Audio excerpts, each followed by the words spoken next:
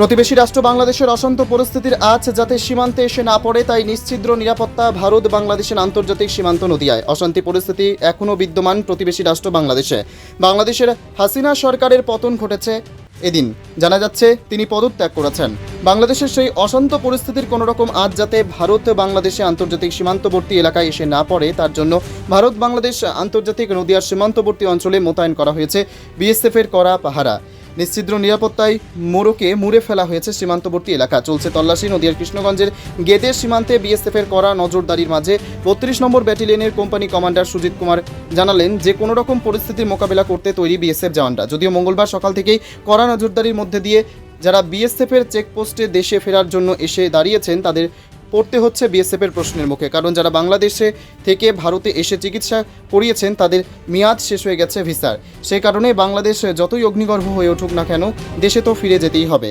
তাই নিরুপায় হয়ে নদিয়ার সীমান্তবর্তী বিএসএফ চেকপোস্টে তারা সময় কাটাচ্ছেন। তবে বাংলাদেশের এই অশান্ত পরিস্থিতি নিয়ে সদ্য বাংলাদেশ থেকে ভারতে কিছু মানুষ ফিরে এসে কি বললেন শুনবো। পৃথিবীর ৩ ভাগ জল ১ ভাগ স্থল, তাই পানীয় জলের অভাব নেই, কিন্তু বিশুদ্ধ পানীয় জল একটাই, বৃষ্টি অ্যাকোয়া। প্রতি ফোঁটায় আনে তৃপ্তি, মেটায় তেষ্টা। বৃষ্টি অ্যাকোয়া, বিশুদ্ধ পানীয় জল। বলছি আপনি বাংলাদেশ থেকে ফিরলেন? হ্যাঁ, আমি বাংলাদেশে ফিরলাম। কেমন ছিলেন বাংলাদেশে? বাংলাদেশে ভালো না, এই দেশে আমাকে শান্তি, ও দেশে আমাকে শান্তি নেই। বাংলাদেশে কি অভিজ্ঞতা পেলেন? ও দেশে খুবই খারাপ, আর ভয় লাগে, ও দেশে থাকা যায় না, মারামারি সবসময়, একটা মেয়াগের খুবই মানে বিশেষ করে কি হিন্দুদের উপর অত্যাচারটা বেশি? নাই, আরোই আছে, দুই পক্ষেরই আছে। যাদের বাড়িতে গেছেন তারা কেমন আছে? আছে, ভালোই আছে, ভালোই আছে। মানে কোনো কাজকর্ম বাজার ঘাটে যেতে পারছে না, সব চারিদিকে মারামারি, আগুন ধরে দিচ্ছে, ঘর বাড়ি ভেঙে ছিঁড়ে ফেলছে। আপনি ওইখানে কেমন ছিলেন? ছিলাম, ভালোই ছিলাম, কিন্তু রাত্রি ভয়তে ঘুম আসে না, সব চুপচাপ থাকে, কেউ কোনো জায়গায় বেরোতে পারে না রাত্রি ভয়তে।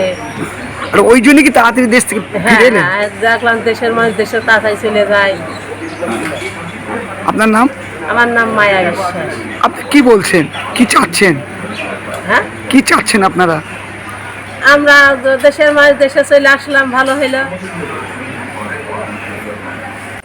অশান্ত বাংলাদেশ পরিস্থিতি কেমন বা কোথায় যাচ্ছেন আপনারা? আমি ইন্ডিয়ায় যাচ্ছি। হ্যাঁ, মানে কি অবস্থা? বাংলাদেশে এখন ভালোই পরিস্থিতি ভালো, এখন বাংলাদেশের পরিস্থিতি ভালো, এখন শান্ত আছে আপাতত, কোনো সমস্যা তো দেখা দিচ্ছে না। তারপরে আপনার শিল্প কারখানা আজকে সব খুলে দিছে। কি এমন ঘটলো ছাত্র আন্দোলন যেখানে দেশের প্রধানমন্ত্রীকে অন্য দেশে পালাতে হলো?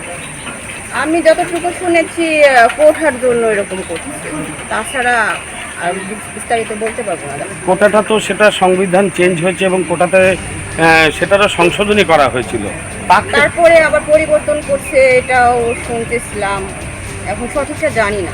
বারবার যেটা অভিযোগ হচ্ছে যে ছাত্র আন্দোলনের নাম করে বেশ কিছু জঙ্গি সংগঠন এই আন্দোলনে জড়িত হয়ে গেছিল এবং পরবর্তীতে আন্দোলনটা জঙ্গিদের হাতে চলে গেছিল।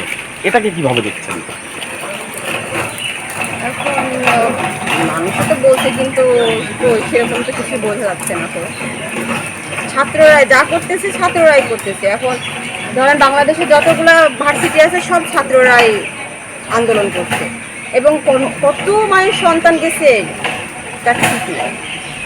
মোটের ওপরে এখন আপনারা কি চাইছেন? মিলিটারি শাসন? আমরা শাসন চাইছি না, আমরা কিছু না, আমরা শান্তি বাংলাদেশ চাই, শান্তি, যাতে আমরা শান্তিতে বাস করতে পারি।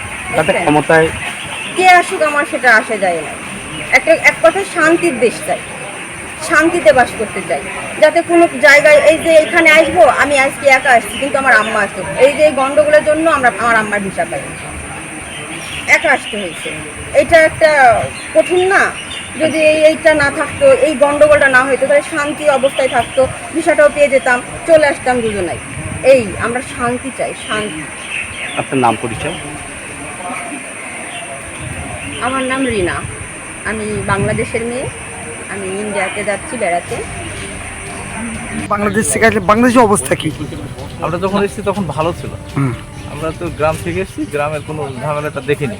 আমরা কালকে এই বর্ডারে এসে শুনছি অনেক ঝামেলা, বা খবরে শুনছি অনেক ঝামেলা চলছে, শহরের দিকে, কিন্তু গ্রাম দিকে কোনো ঝামেলা নেই। এই বর্ডারে এসে বিভ্রান্তির ভিতরে পড়ে গেছি আমরা। আপনারা কি চান? আমরা চাই দেশটা শান্তিতে বসবাস করুক, সবাই চালুক। এর আগে সরকার তো অনেক ভালো ছিল, এখন নতুন কে আসবে জানি না কিভাবে হবে। আমরা চাই যে আমরা সাধারণ মানুষ ভালো থাকলে ভালো। আপনার নাম? আমার নাম আমানুল হক। আমাদের দেশের সম্পদ নষ্ট হোক, আমাদের দেশের মানুষের ক্ষতি হোক, আমরা এটা কখনোই চাইনি। আপনারা কি চান? আমরা চাই শান্তি, আমরা চাই শান্তি। আমরা খেটে খাওয়া মানুষ, দুবেলা দুটো খেয়ে পরে আমরা বেঁচে থাকবো, এইটুকু আমাদের কাম্য। বাংলাদেশ থেকে আসছেন, কোনো অসুবিধা হয়েছে আজকে? আমাদের বাংলাদেশ থেকে আসছে, আমার হাজবেন্ডের হার্টের সমস্যা, আমরা ব্যাঙ্গালোরে যাব। আজকে আসতাম না, তারপরেও আসতে হলো যে আমাদের টিকিট কাটা হয়ে গেছে ফ্লাইট। আপনার নাম? আমার নাম লুৎফুন্নেসা, বাড়ি? বাড়ি মেহেরপুর শোলমারি।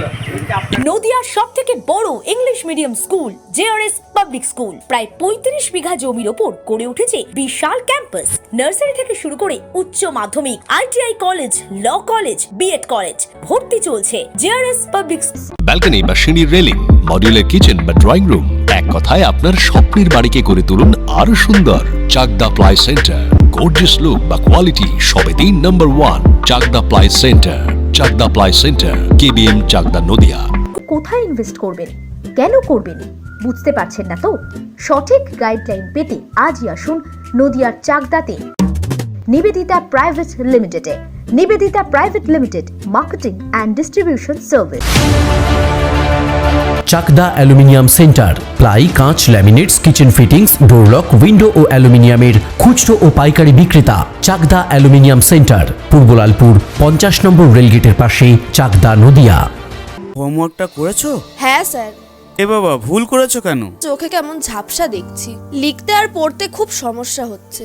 চাকদার মডার্ন অপটিক্স থেকে ভালো চোখের ডাক্তার দেখিয়ে নাও। প্রতিদিন প্রকৃত চোখের ডাক্তার ও দৃষ্টি বিশেষজ্ঞ মডার্ন অপটিক্স, চাকদহে। স্যামসাং, জিও,